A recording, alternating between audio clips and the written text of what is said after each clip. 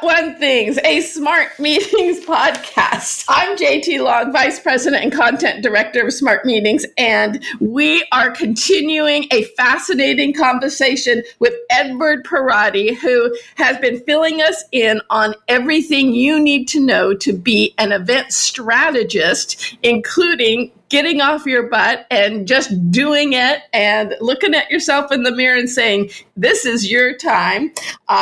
Now that we are back, I want to talk about how you manage the stress of an event professional career. This is supposed to be one of the 5th most stressful, and yet look at you. You look fabulous. You're always smiling. How do you do it?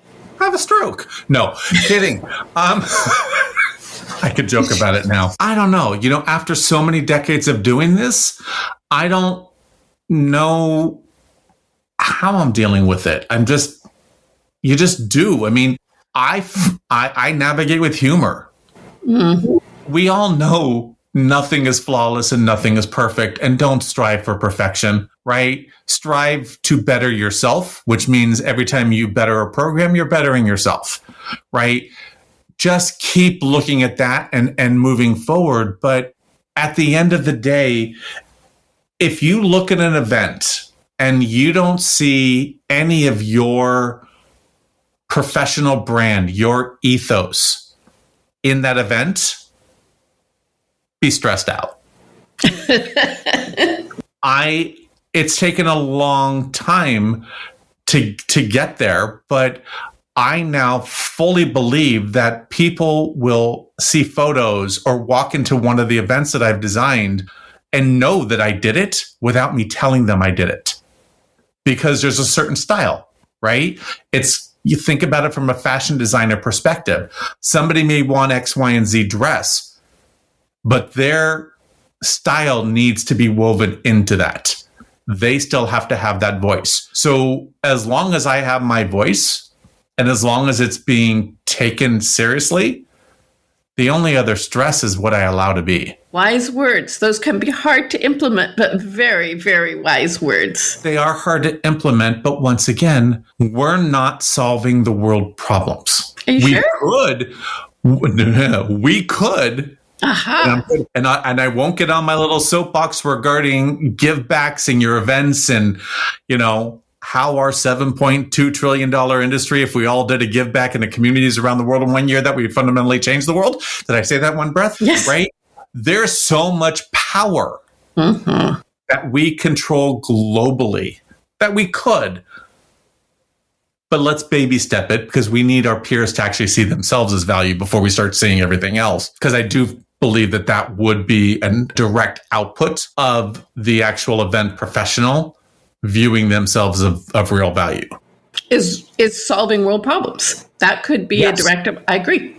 100%, because then they will go into that, and I use battle loosely, but they would then go into battle with executive committees, with finance, to fund those kind of programs, because the passion's going to be there. The no fear that they're not going to take me serious or I can be thrown away goes out the window.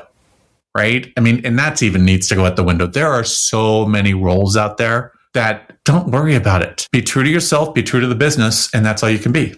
Anyway, did I just choo-choo right off that track onto something else? No, we love that. We love that. And as you're talking about your voice and your creativity, talk about the importance of iterating, of not cutting and pasting the last one, challenging yourself, growing and learning as a meeting professional. How do you keep staying so fresh? Oh, my Lord. I have to watch sometimes what I say to you, because you remember so many things. So I can, in full honesty, sincerity, and a lot of pride, say that I have not repeated an event design in 30 years.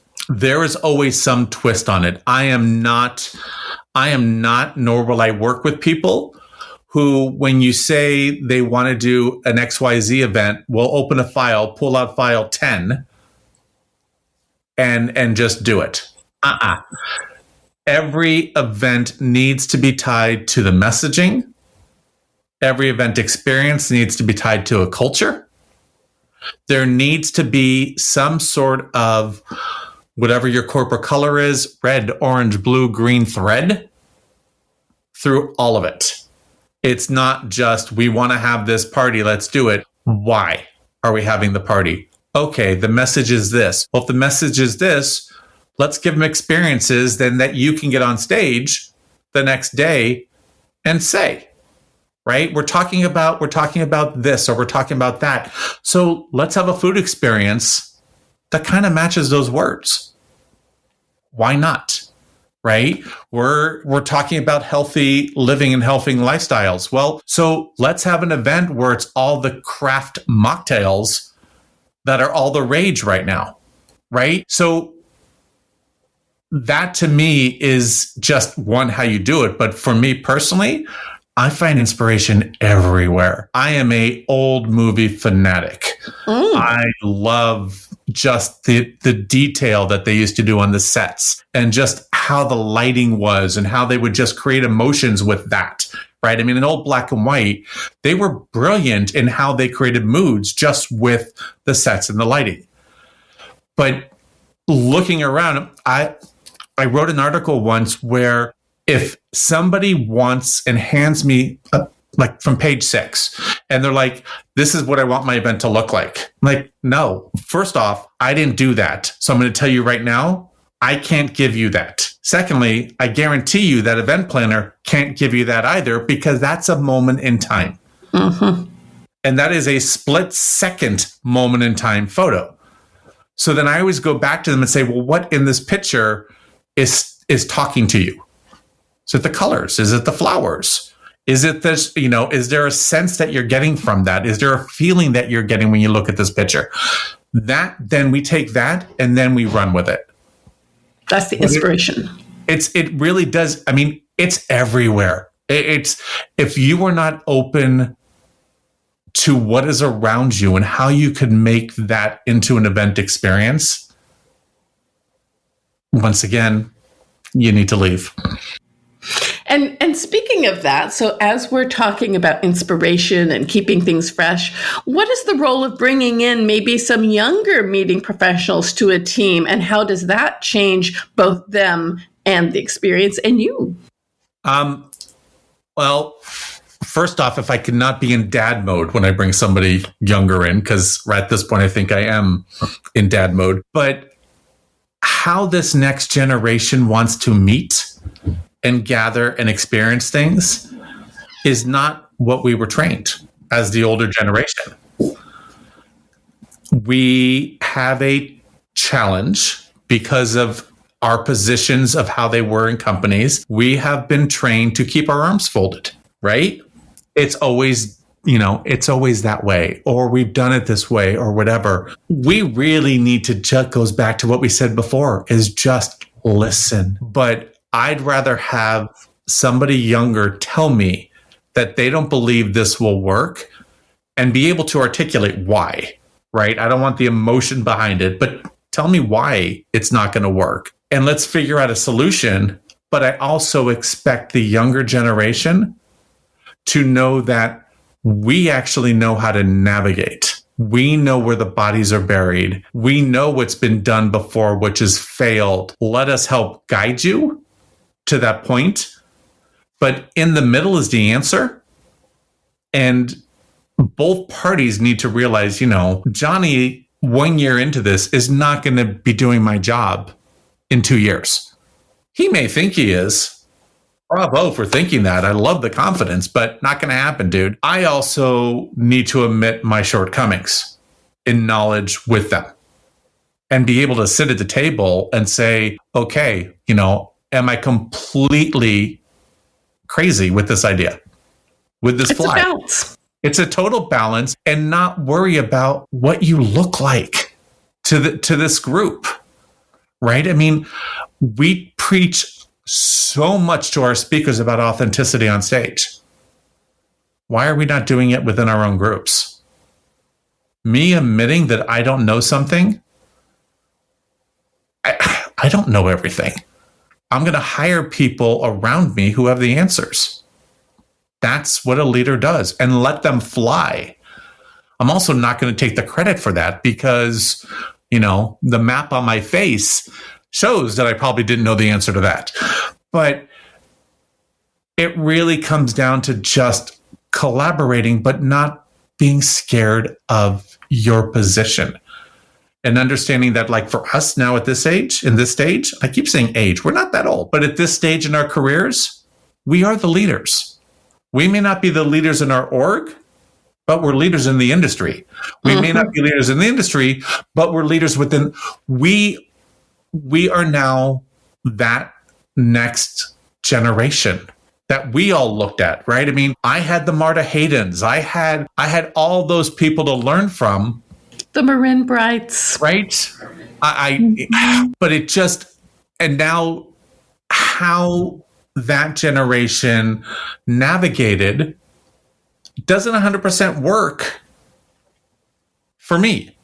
So I'm learning how to take and not redoing it, but reimagining it, because at the end of the day, we are all still going to the same conclusion with our events. And then my hope is I'm going to teach this next generation. They're going to then do it and reimagine it for them and their group. But the foundation is still there. It's just being open. Will you invite AI in to help? Eventually, I will invite AI to help. Eventually.